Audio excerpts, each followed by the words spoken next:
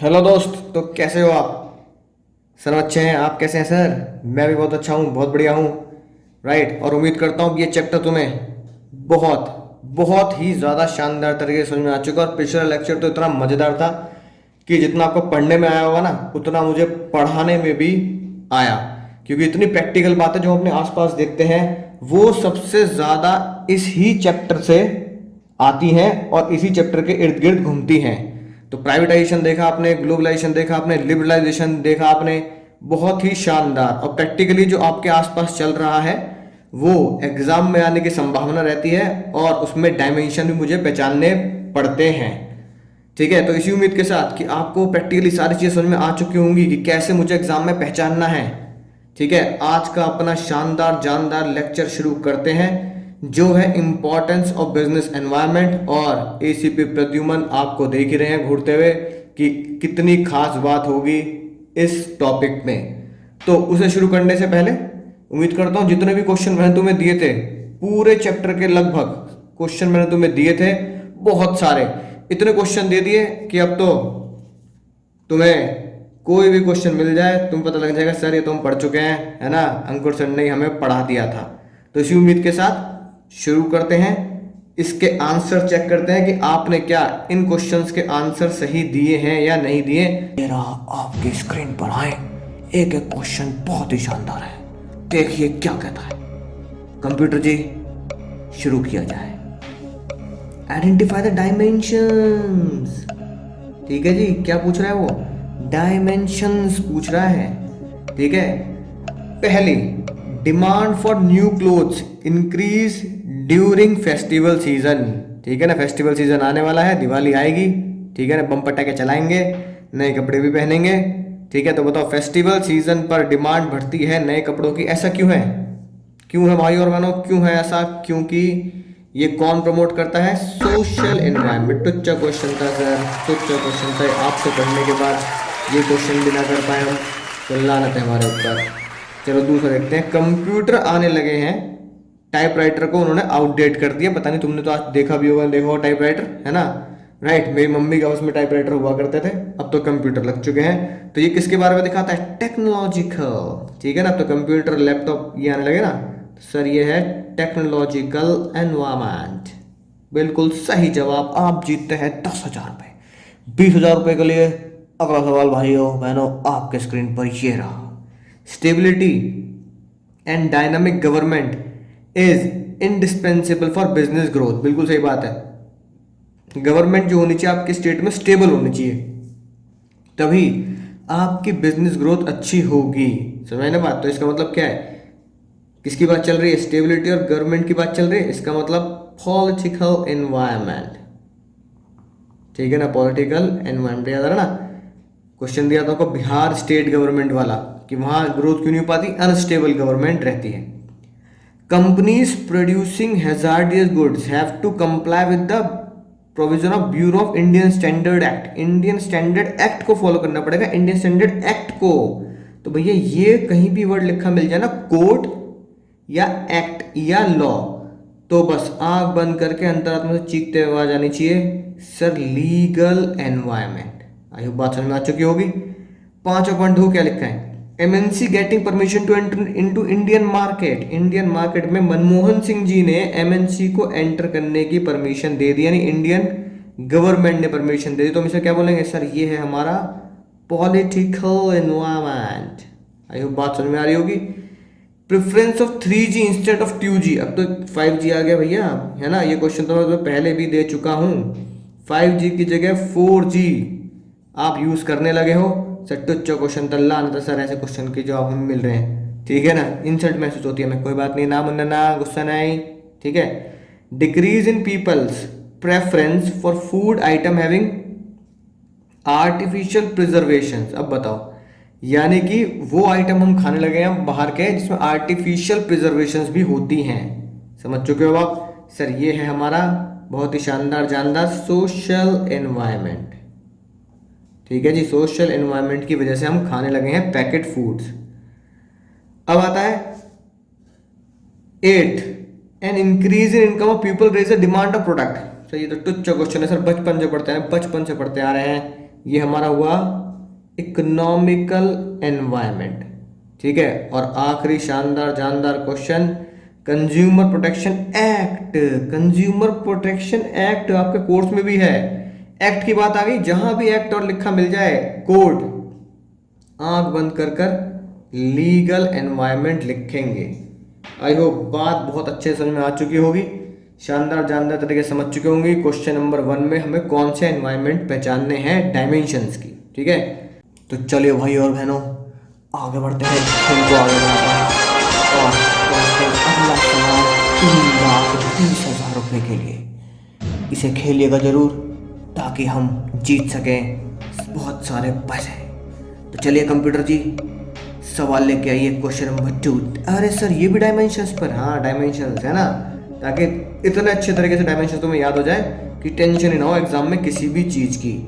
It includes factor like money, supply, price level, monetary policy etcetera. बताओ कौन सा होगा?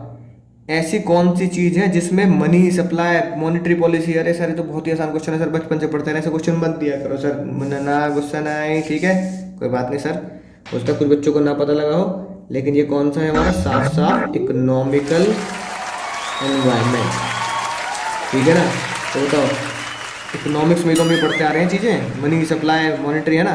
अगला देखिए भाई और बहनों आपकी स्क्रीन पर क्या लिखा है, increase awareness towards health has increase the demand of organic food. यही एग्जांपल दिया था जिनकी वजह से ऑर्गेनिक फूड फिर डाइट फूड। समझ में बात? सर सोशल एनवायरनमेंट का असर है, सोसाइटी का असर है, सोसाइटी हमारे दिमाग पे है ना असर डालती है। तीसरा, stable government built up confidence among the firm and invest in big project. बिल्कुल सही बात है, गवर्नमेंट स्टेबल होगी, सेम इस वर्ड को तुम पकड़ चुके हो, तो क्या बनेगा सर? Political environment. बहुत जल्दी जल्दी समझा रहे हैं। तो with the change in demand of consumers business firm have to change their production schedule. Production schedule भी बदलना पड़ता है, क्यों? डिमांड बदल रही है, तो इसका मतलब ये नहीं है कि इकोनॉमिकल एनवायरनमेंट है, लगा लो काटे, ये है सोशल एनवायरनमेंट। ठीक है ना, कंज्यूमर की डिमांड की वजह से बिजनेस फर्म को क्या करने पड़ रहे हैं? अपने प्रोडक्शन शेड्यूल में चेंज करना पड़ रहा है, तो यानी कि सोसाइटी में चेंज होने की वजह से बिजनेस को बदलना पड़ रहा है। तो कुछ क्वेश्चंस को बहुत ध्यान से समझने की जरूरत है। Nature of relationship of our country with foreign country influence the business. बताओ, अपनी कंट्री के दूसरी कंट्री के साथ रिलेशन की वजह से हमारे बिजनेस बदलते हैं। जैसे सैमसंग इंडिया में आ गया, एप्पल इंडिया में आ गया, तो क्यों? क्योंकि हमारी गवर्नमेंट उसे सपोर्ट करती है, और जहाँ गवर्नमेंट की बातें लिखी होती है उन्हें हमें क्या लिखना पड़ता है? Sir political environment. Manmohan Singh ji ने जैसे हमारी जिंदगी को बदला। Statutory warning are essential to be printed on tobacco. Sir statutory warning, smoking kills, ऐसी बातें ये तो हमारे नोट्स में लिखी है सर बात। ये हमारा legal environment. Innovations in production, sir आगे पढ़ने की जरूरत नहीं है, इनोवेशंस वर्ड आ गया, इनोवेशंस, टेक्निक, टेक्नोलॉजी, तो कौन सा एनवायरनमेंट हो गया सर? Technological environment. बहुत ही सिंपल, शानदार, जानदार। ठीक है, 7 पॉइंट हो गया। 8 पे आते हैं, life expectancy, birth rate and death rate. ये तो क्वेश्चन सर हमने लेक्चर में भी समझ लिया था, बर्थ रेट और डेथ रेट के बारे में, है ना। जब भी ऐसे शब्द लिखे मिले, सोशल एनवायरनमेंट की वजह से ऐसा होता है, डिमांड घटती और बढ़ती है। बच्चे वाला एग्जांपल दिया था मैंने आपको, बच्चों के जन्म ज्यादा हो रहे हैं तो बच्चों के प्रोडक्ट की डिमांड बढ़ने लगी। Rate of saving and investment influence the demand of the product. Rate of saving, ठीक है समझ में आया ना बात? यानी कि आपके बैंकिंग से रिलेटेड, इन्वेस्टमेंट की एफडी के रेट क्या हो रहा है? डिमांड ऑफ द प्रोडक्ट बढ़ती है, तो ये क्या है हमारा? इकोनॉमिकल। ठीक है, यानी इकोनॉमिक एनवायरनमेंट जो क्या बताता है?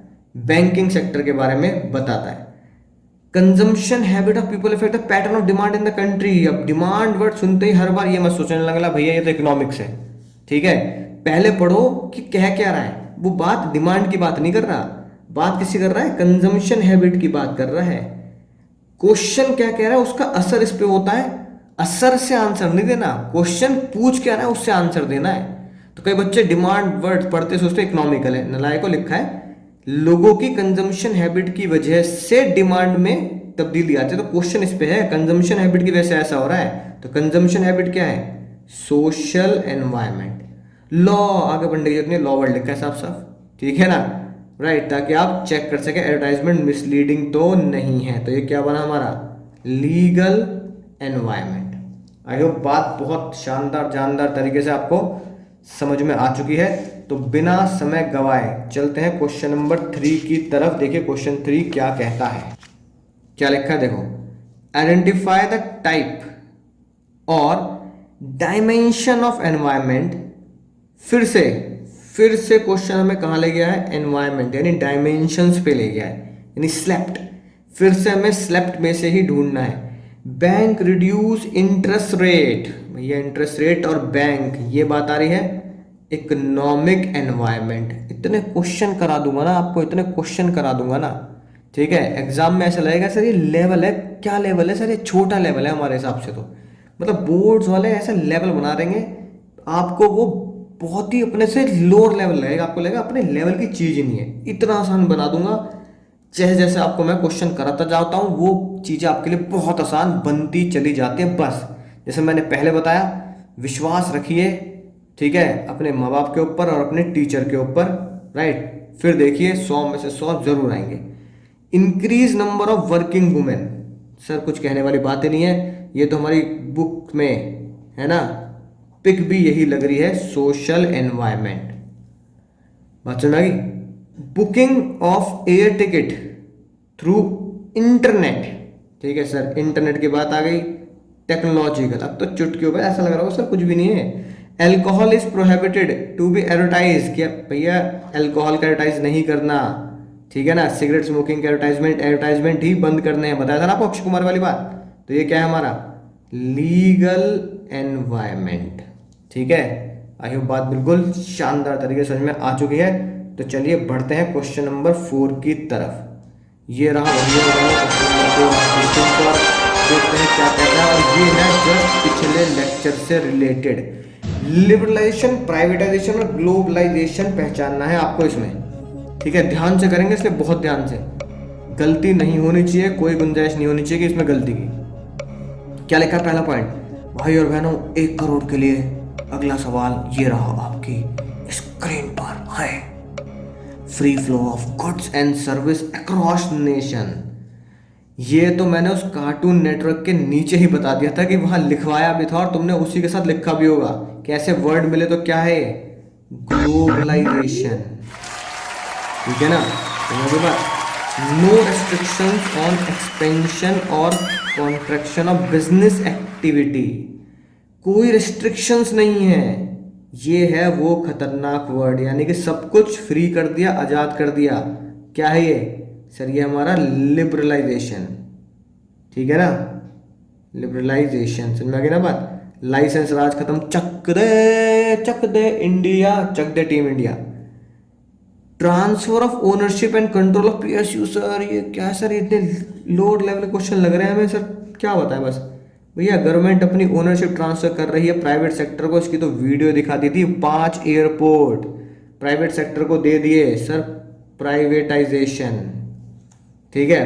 चौथा पॉइंट देखो, integrating national economy the world economy. मैंने कहा था इसको तो जी के पीएल कर लेना, जी के पीएल कर लेना, क्योंकि इसी वर्ड पे क्वेश्चन बनेगा, ठीक है ना। Integrating the world economy with national economy, क्या है हमारा, ग्लोबलाइजेशन, ठीक है। 5th पॉइंट देखो क्या लिखा है, selling share of public sector. अरे पब्लिक सेक्टर यूनिट्स के शेयर बेच दिए, ठीक है। एनटीपीसी के शेयर बेच दिए, एलआईसी के शेयर बेच दिए, समझ गए। तो क्या हुआ सर, प्राइवेटाइजेशन। तो अच्छा क्वेश्चन था sir. Lifting of unnecessary control, licence raj lift कर दिया, खत्म कर दिया, क्या था हमारा, लिबरलाइजेशन, चक्र टीम इंडिया, ठीक है ना। NDPL BSES instead of Delhi विद्युत बोर्ड, यानी मुंबई में जैसे रिलायंस पावर इलेक्ट्रिसिटी सप्लाई करती है, दिल्ली में भी दिल्ली गवर्नमेंट की जगह ये प्राइवेट लोग इलेक्ट्रिसिटी सप्लाई करते हैं। तो इसे हम क्या बोलेंगे, दिल्ली के प्यारे प्यारे बच्चों मेरे, प्राइवेटाइजेशन आपके खुद के शहर में। Easy movement of information technology with rest of the world, पूरी दुनिया में कहीं भी घूमो अपना समझकर। तो क्या बताया था concept, globalisation. Entry of MNC and foreign direct investment, FDI आ रही है, ये बताया था। Free flow of capital, free flow of capital कहां बताया था मैंने तुम्हें सर, ग्लोबलाइजेशन।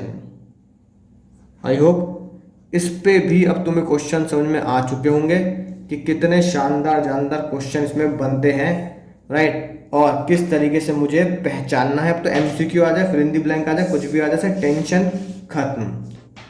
क्या लिखा देखो, there is a growth of BPO and KPO, right, यानी business process outsource, knowledge process outsource, आपने 11th में पढ़े हैं।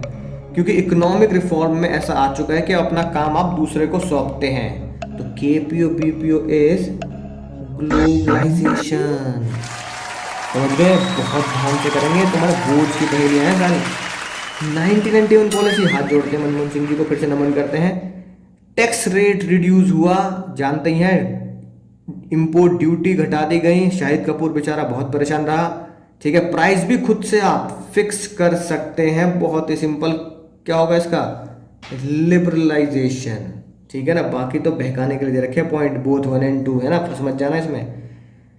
Means integrating of national economy the world economy. Sir ये क्या क्वेश्चन दे दिया, इसको तो हम जीकेवीएल घोट के पी चुके हैं हम। क्या आएगा यहाँ sir? Globalisation. Globalisation means integrating of national economy with the world economy. ठीक है जी, समझ में आ गई बात। और 8 पॉइंट आता है, गवर्नमेंट ऑफ इंडिया अलाउइंग, क्या कहता है गवर्नमेंट ऑफ इंडिया? आईओसी और एचपी यानी कि Indian Oil Corporation of Hindustan Petroleum, इन दोनों को ये बोला कि अपने पेट्रोल के प्राइस आप पीएसयू भी खुद ही डिसाइड कर सकती है। ये बताओ क्या ये लिबरलाइजेशन है या नहीं है? ठीक है, ट्रू और फॉल्स बताना है। अच्छा ये बताओ क्या ये ग्लोबलाइजेशन है? पूरे वर्ल्ड के साथ जुड़ रहे नहीं ना, प्राइवेटाइजेशन है। पीएसयू की बात चल रही, प्राइवेट लोगों को कहाँ दे दिया? तो क्या है ये? लिबरलाइजेशन है। Chak De India, fixing of the price by its own. तो ये क्या है हमारा? ट्रू, 100% ट्रू है।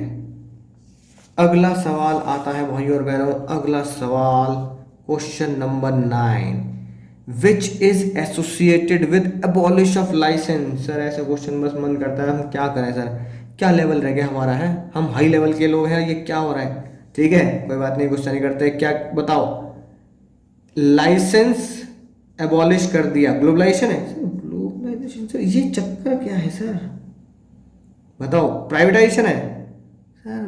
ध्यान नहीं आ रहा नलायको, है ना, होश में आ जा, होश में। अभी तो सर हमारे लेवल का क्वेश्चन नहीं है। अरे नलायको, ये क्या है? लिबरलाइजेशन, आज़ादी, मुक्ति। ठीक है, तो लिबरलाइजेशन में ही तो लाइसेंस राज खत्म किया था। तो यहाँ आंसर बहुत ही खतरनाक है, none of the above. Reason because liberalisation is the answer. Liberalisation यहाँ पे है ही नहीं, तो क्या लगाएंगे? None of the above. आखिरी पॉइंट पे आते हैं, बहुत सारे क्वेश्चन करा दे मैंने आपको इस चैप्टर के। आखिरी पॉइंट पे आते हैं, means transfer of ownership, means transfer of ownership, management and control of public sector enterprise to the entrepreneur in the private sector. Simple sir, simple. Public sector यानी गवर्नमेंट की चीजों को प्राइवेट सेक्टर में दी जा रही है कि आप संभालिए, आप मैनेज कीजिए। सर वीडियो देख के इतना समझ में आ गया, अब तो दिमाग में जिंदगी भर नहीं भूलेंगे। 5 एयरपोर्ट है ना, क्या कर दिए गए हैं? प्राइवेटाइज कर दिए गए। तो आंसर क्या होगा? प्राइवेटाइजेशन। और उसके बाद मैंने आपको कुछ शानदार जानदार क्या दिए थे? कार्टून प्रेजेंटेशन दी थी। उम्मीद है आप उन सभी कार्टून प्रेजेंटेशन को नोट कर चुके होंगे।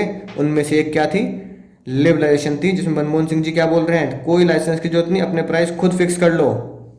बिजनेसमैन क्या करें? सर बस एहसान कैसे चुकाएंगे, ठीक है ना, हम खुद नहीं जानते। राइट, तो ये क्या था हमारा? लिबरलाइजेशन था। आई होप बात बहुत अच्छे समझ में आ चुकी है, क्वेश्चंस बहुत जानदार तरीके से समझ में आ चुके हैं। राइट, तो चलिए बढ़ते हैं आज के शानदार जानदार लेक्चर पर, और फिर उसके बाद आज के ही लेक्चर में कुछ क्वेश्चंस और देखेंगे, ताकि हम एग्जाम में पूरे में से पूरे नंबर ला सकें और केस स्टडी भी सॉल्व कर सकें।